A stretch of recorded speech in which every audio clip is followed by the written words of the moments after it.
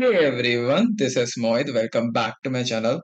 Today is a day 5 of learning UiPath Orchestrator series, and I hope you are learning something new. From now onwards, we are moving towards advanced topics in UiPath, but don't worry, I will make it super simple for you. In this video, we talk about UiPath queues. Moving on next, let's talk about UiPath Queue. UiPath Queue is an orchestrator managed data structure that is used to store, manage, and track transaction items for automation processes. In other words, UiPath Queue is a feature in Orchestrator that stores work items or transactions, and bots handle the items one by one with a clear tracking of success, failure, and retries. Please note UiPath Queue works on FIFO technique, that means first in, first out technique. The first transaction added to the queue is the first one picked by the robot. Next, very important topic, when to use UiPath queue. The very first reason is you have high volume and repetitive transactions. Another, you need retry and recovery mechanism. You also want parallel bot execution. And the last, you require enterprise level monitoring. We also discuss some common use cases that includes invoice processing, finance and accounting automations, customer service, ticketing handling, and the last, banking and insurance transactions. We will see how to create a queue in UiPath Orchestrator. Go to the Finance folder, navigate to the Queues tab, click the Add Queue button, select Create a new queue. You can also link a queue from another folder. We can cover this in a separate session if needed. Let's click on Create a new queue option. Provide a queue name, for example, Acme queue. Optionally, add a description. Enforce unique references that ensures no duplicate transactions are added to the queue. Let's enable it. Now, failed items. It automatically retries items if they fail.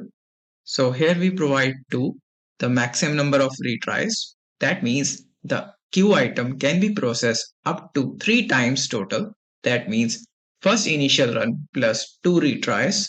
Now we go to the retention policy that controls how long the queue items are stored before being deleted. This helps with the data cleanup and compliance. Now click add to create the queue. As you can see, it has been added now. So today's agenda is short and simple. We will learn how to add items to a queue. Our detailed discussion will be covered later when we start the RE framework in UiPath Studio.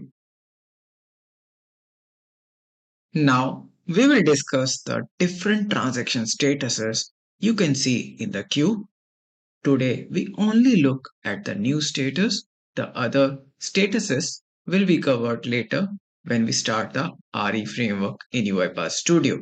I will give a quick high level explanation of each status for now. The very first one is new item is added to the queue. The other one is in progress, bot is working on it.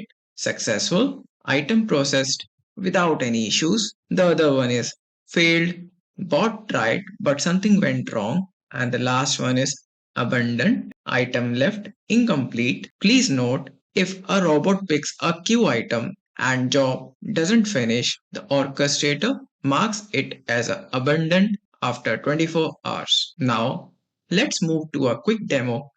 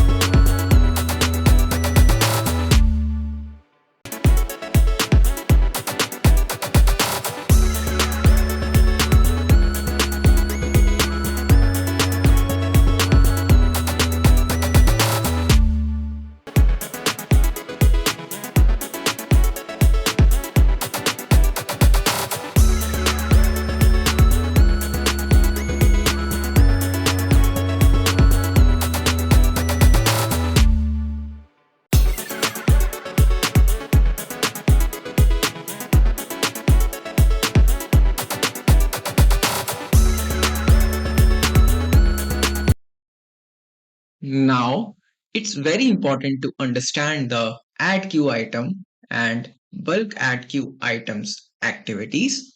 The very first one is add queue item. This activity is used to send or enqueue data to an orchestrator queue. Here we have some of the properties. The very first one is deadline, last date and time by which this queue item should be processed. Another important one is item collection, that's used when you want to add multiple queue items at once. Postpone, that tells orchestrator not to process this item before a specific date and time.